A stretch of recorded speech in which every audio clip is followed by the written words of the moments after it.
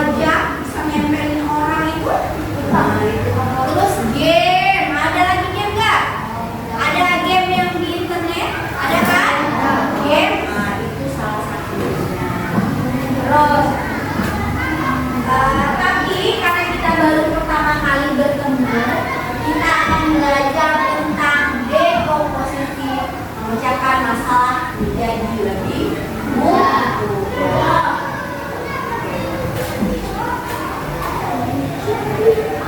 Tujuan pembelajaran kita itu adalah kalian itu pertama akan mengetahui bagaimana penggunaan apa pengertian dekomposisi, bagaimana penggunaan dekomposisi dalam kehidupan sehari-hari, apa manfaatnya, dan kalian akan tahu bagaimana contoh penggunaan dekomposisi sederhana dalam games. Ya. Nih. Sekarang ibu punya pertanyaan. Pertanyaannya. Ada seekor jerapah. Ibu mau memasukkan jerapah itu ke dalam kulkas. Nah, coba kata-katanya. Ayo, gimana jawabnya? Jawabnya. Yang atas dulu. Ada seekor jerapah. Ibu Yesi mau memasukkan seekor jerapah itu ke dalam kulkas. Iya, caranya. Buka pintu, masukin jerapah. Oke, tutup pintunya. Oke, tadi jerapah. Tepuk tangan dulu. Terus, tadi seekor jerapah. Sekarang, seekor gajah mau ibu masukkan ke dalam kulkas. Caranya, ayo. Nah, oke. Buka pintu, jerapah, masukin gajah ke kulkas. Oke, good job. Kenapa? Itu kan cara berpikir komputer tadi. Ada contohnya apa aja tadi? Komputer.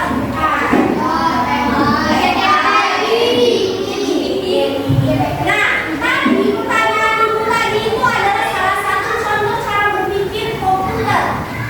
Kalau logikanya, bisa nggak jerapah masuk ke dalam kulkas? Bisa. Ibu tanya sekarang, gajah secara logika bisa tidak dimasukkan ke dalam? Tidak bisa. Jadi, kalau berpikir komputer itu dia berpikir secara logis, tetapi tidak berpikir secara perasaan. Karena mungkin kita masukin jerapah ke dalam kulkas, kecuali dipotong-potong dulu ya, baru bisa. Kalau berpikir kita, tapi kalau berpikir komputer tinggal dimasukin aja. Buka kulkasnya pertama, masukkan jerapahnya, tutup pintu. Ada langkah-langkah itu, ya. Dari yang besar, permasalahan besar menjadi permasalahan kecil, ya. Oke. Terus,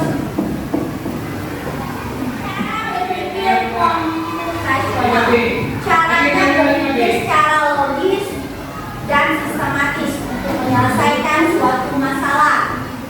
Terus digunakan oleh manusia dan komputer. Apa itu berpikir komputasional? Berpikir apa tadi? Berpikir dari permasalahan yang besar, permasalahan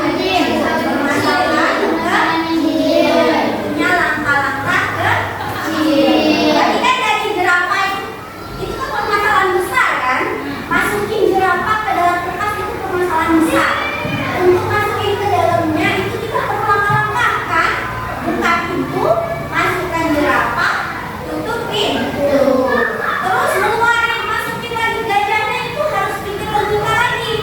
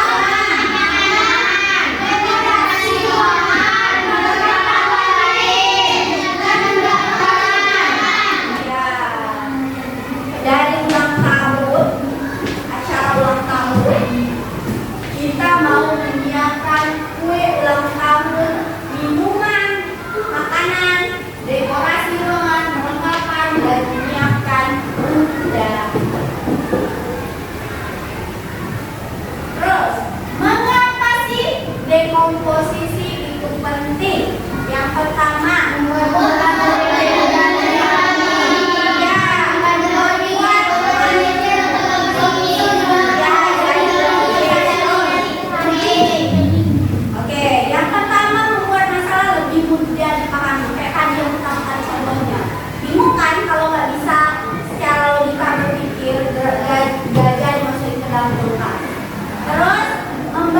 berpikir secara runtun dan logis dari yang pertama sampai yang terakhir, dan berpikir secara logis tadi itu gimana dia bisa masukin belajar ke dalam itu, membuat plan dari step pertama sampai step terakhir, terus menyusun langkah-langkah solusi. Setiap langkah-langkah itu punya solusinya, ya. Jadi setiap langkah-langkah itu ada beberapa solusinya. Terus yang keempat, digunakan dalam coding dan kehidupan sehari-hari. Orang coding itu dia harus ada start dan M-nya harus ada awal dan terakhir. Makanya harus ada langkah-langkah awal dan sajikannya di terakhir. Sajikan itu kan adalah step akhir kan, sudah siap dimakan atau finishnya, Pak.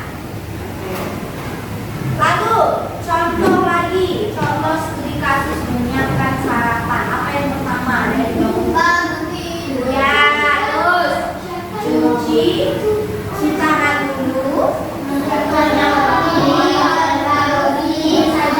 sarapan.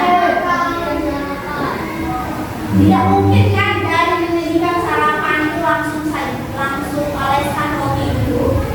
Tidak mungkin kan? Jadi harus bangun tidur dulu. Masa lo bangun? Masa sambil tidur? Jadi harus bangun tidur dulu. Cuci tangan biar bersih. Siapkan rotinya. Kalau ada roti, yang oles di mana? Ya. Terus baru oleskan roti dan sajikan sarapan.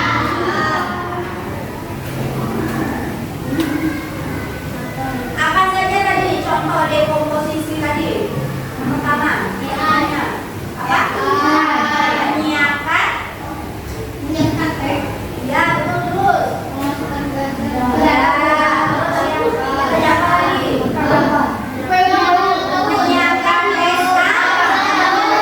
Terus yang menyajikan makanan sarapan.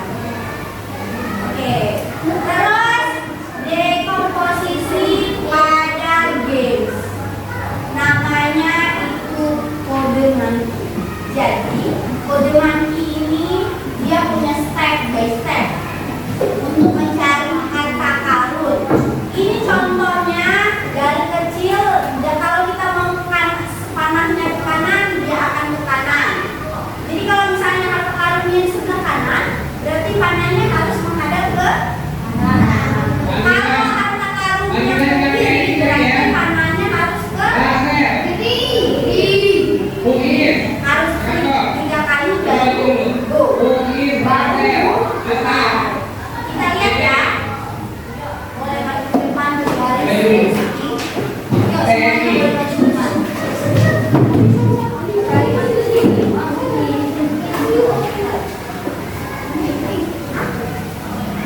Berbagi suka? Berbagi suka bukan apa? Ibu.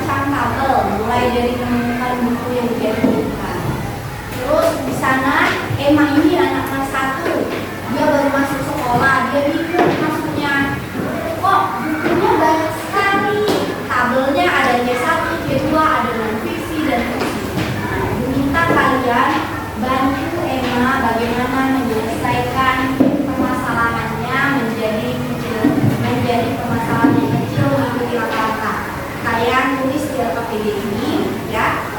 Pakai di sini.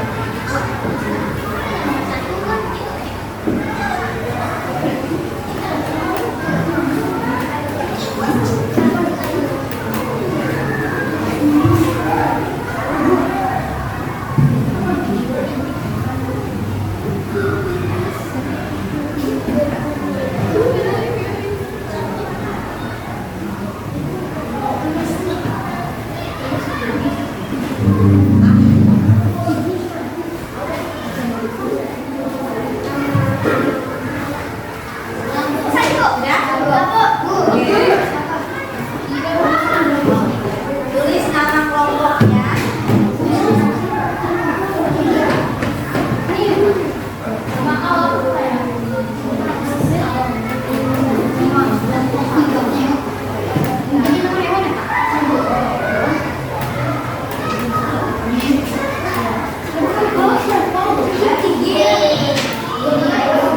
Oke, ya yang sudah kelompok representasi kelompok ini, yo kelompok 3 boleh yo.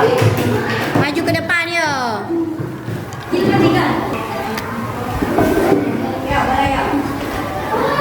Ihsan Kamil, Ihsan Rahman. Yang bagi Melayu, Ihsan. Ihsan atas nama apa nanti? Makanya apa aja untuk membantu. Nanti Ihsan. Ada yang cewek kan? Apa aja yang mau kelompok kalian Yang dua. Ada juga Pak? Bukan jenis buku yang ada di rak.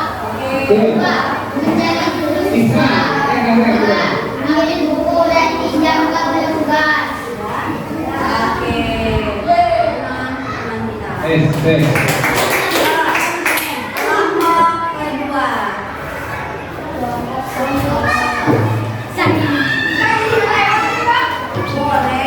Boleh. Bagi Ihsan yang berada. Terus. Oke, boleh. Yuk.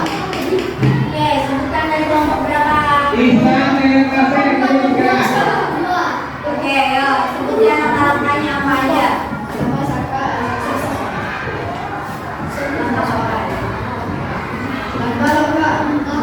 Mengumpulkan buku yang mau dibaca, mencari jenis bukunya, 3 mencari rak buku yang sesuai, 4 mencari judul buku, 5 ambil bukunya dan pinjam ke tugas. Terima kasih teman-teman. Kedua. Pertama, yuk.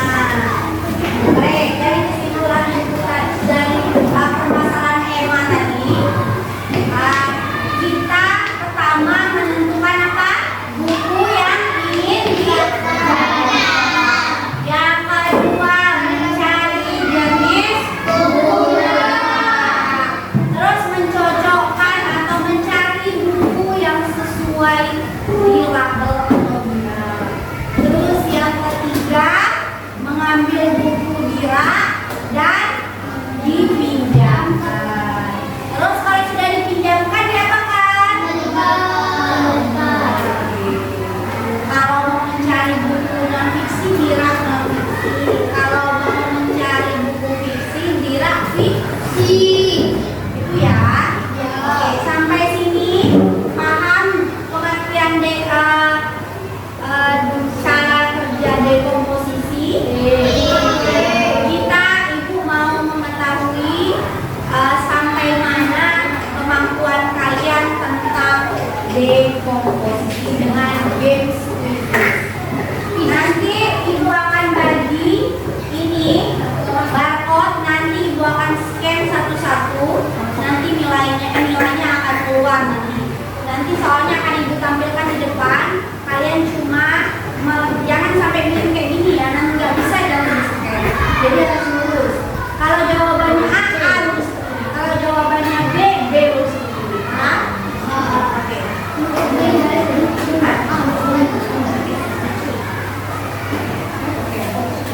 Ibu bagi per nomor ya.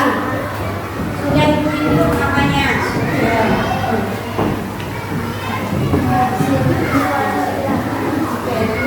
Ibu akan menampilkan soal berikutnya.